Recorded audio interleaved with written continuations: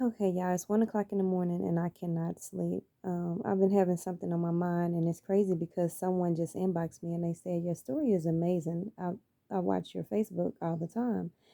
And I said, "Well, thank you." I said, you were a confirmation that it's something that I need to do that I just keep putting off doing. You just confirmed that. So, with that being said, let me say this. I am a 43-year-old woman. I have seven children. I've been married twice. I'm on my second marriage. I lost my mom when I was 8 years old. She died getting an abortion. They gave her too much anesthesia and she did not come back home. Me and my siblings were all separated except for me and my brother. He's older than me. We have the same birthday, just 1 year apart. Um, I grew up in the projects. I grew up struggling. I grew up not having things, the material things that the other kids had, but I didn't realize until I got grown that love is what I needed, and love is what we had growing up. Um, what else? I am a child care provider.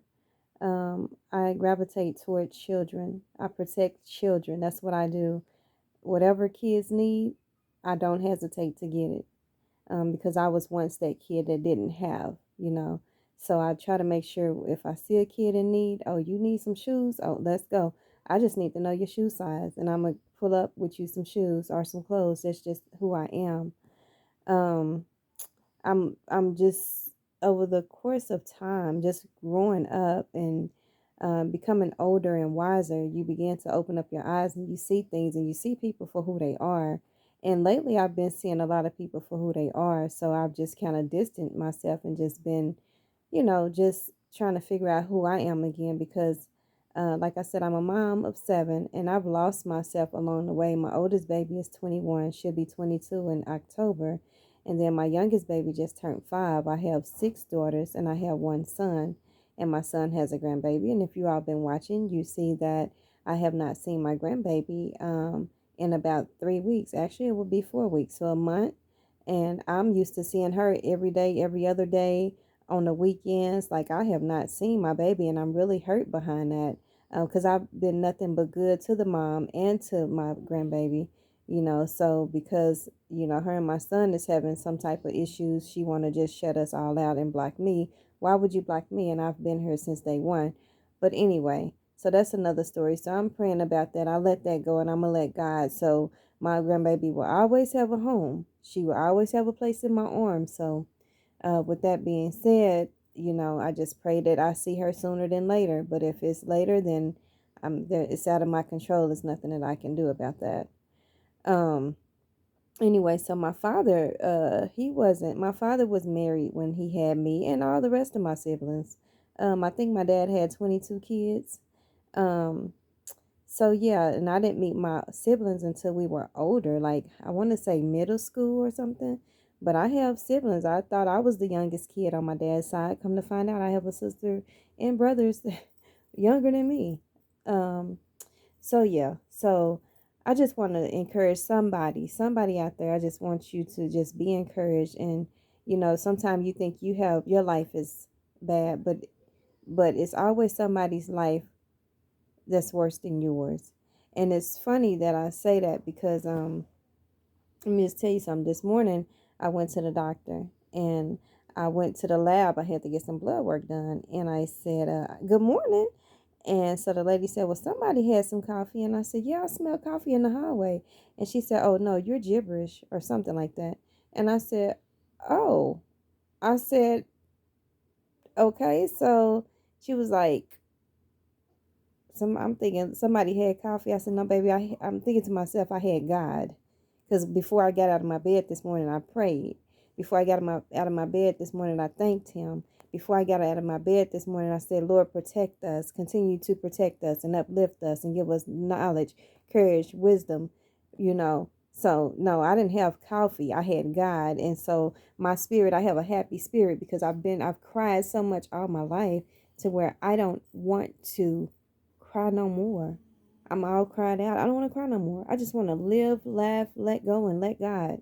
That's what I want to do. That is my mission. I want to encourage. I want to inspire. I want to motivate people. That's what I want to do, especially my young women, my young black women. my black women, period. I want them to be empowered. And if it starts with me telling my story, then let me tell my story. Let my story move you. Let my story motivate you. Let my story inspire you. That's what I want to do.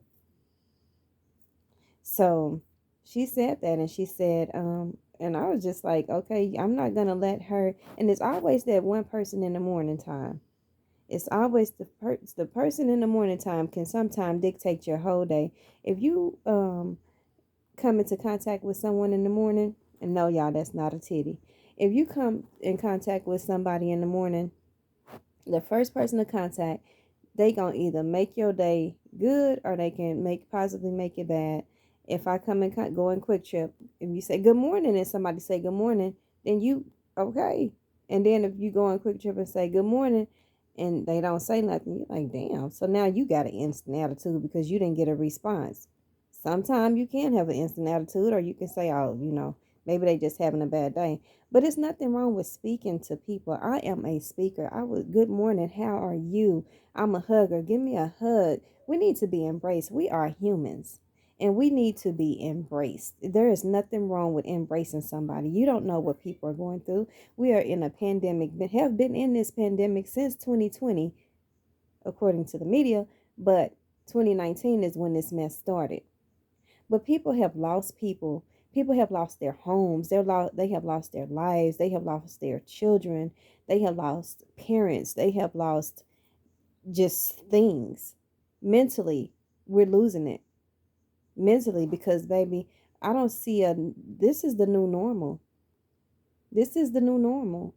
So we have to adjust, but why not be nice and kind and just try to get through whatever this is that's going on?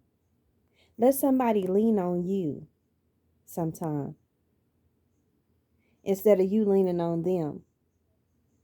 Sometimes that helps. Sometimes a person just need a good morning. I say good morning because I don't know what kind of night they had the night before. I don't know if the woman that I just seen in the store, was homeless, or she had to sleep in her car, or was in a domestic situation, or, I don't know that. I don't know if she just lost her mom or her dad or her child, or, I don't know. I don't know if her rent is paid or her electric bills are paid. I don't know.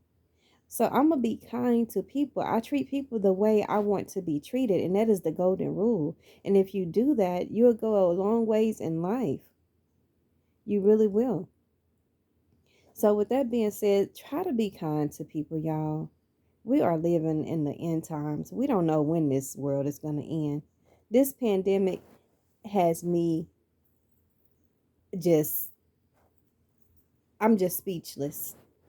Because I've never lived through anything like this before. Never seen anything. I've never ever heard of a pandemic until the pandemic. I heard of an epidemic, but a pandemic, oh, you nationwide. You's a bad mother. Shut your mouth. So yeah, y'all, we got to do better. Spend time with your kids. Oh my Lord, yes. Spend time with your kids. Because baby, they grow so fast. They grow so fast and you miss those little moments. And kids need us. Kids need us to guide them and to protect them and to support them and to nurture them and to teach them. Kids need us.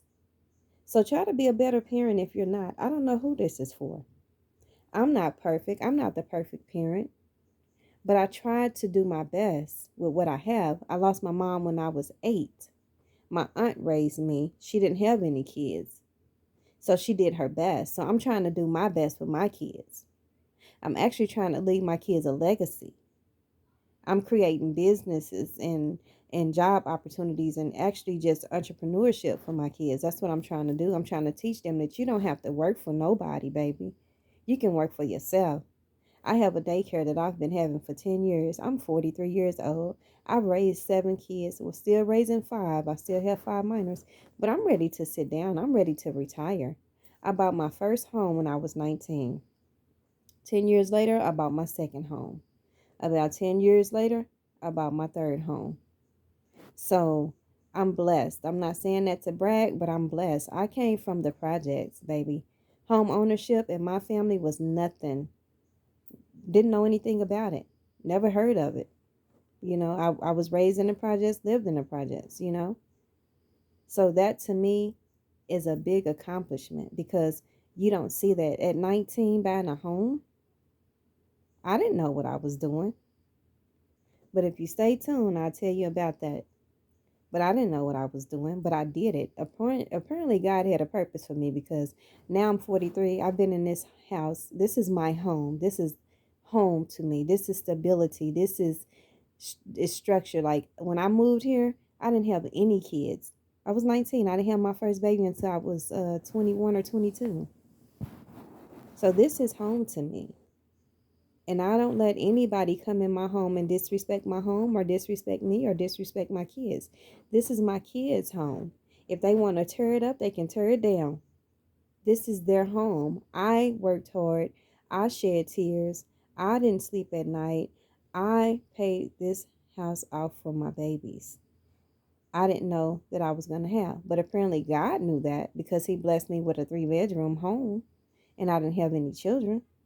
So when I started having kids, all I had to do was put a crib in the room, and that was her room. Had my second baby, put a crib in the room, that was his room. So God had a plan for me that I didn't even know he had. I didn't even know he had. So I just want somebody, just stay encouraged. Listen to my story. Let it touch you. Let it motivate you. Let it inspire you. But don't give up.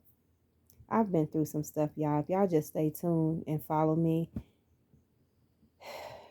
yeah, you'll get to hear my story, the rest of my story. So, with that being said, I'm going to try to get me some sleep because I think my assignment was to do this. So, you all have a blessed night and may God bless you. May He keep you. May He protect you. May He wake you up in the morning. And if He does, the first person you see in the morning, you say good morning to them. And you continue to do that. Even if they don't speak back, it's okay. But you say good morning. You did your due diligence. And you keep it pushing.